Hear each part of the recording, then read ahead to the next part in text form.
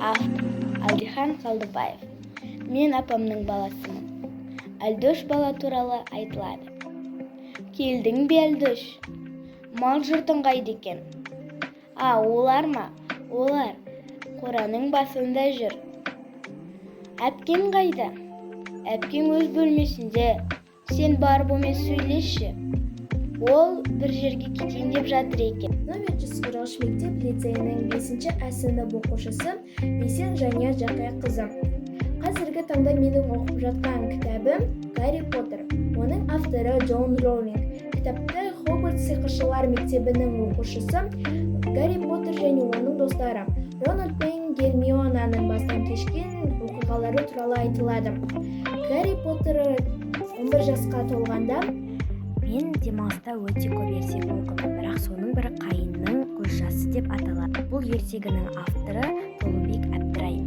Бұл ертегіде Қапан деген бала жайлы айтылады.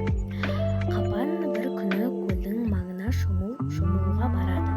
Бірақ жаяу барғысы келмегендіктен Қайынның бұтағын жұлып алады да атпен шабады.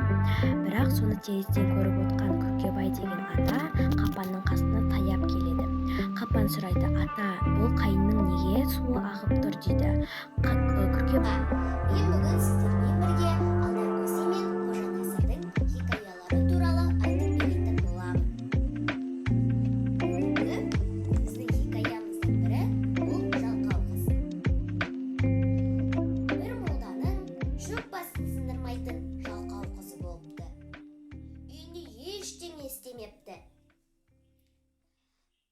Бір күні молда бәйбішесіне келіп: ей бәйбіше, қазір мен бөлмені сыпыра қояйын. Ал сен келіп маған бұлай айтасың: ұят емес пе? Біз тұрғанда неге сен сыпырып жүрсің?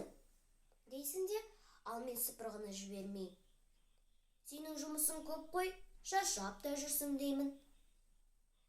Мүмкін сол арқылы біздің қызымыз сыпыра қояр.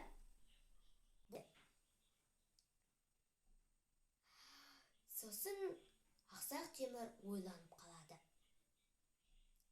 Міне, менің бүгінгі сізге айтқан хикаяларым осымен тамам.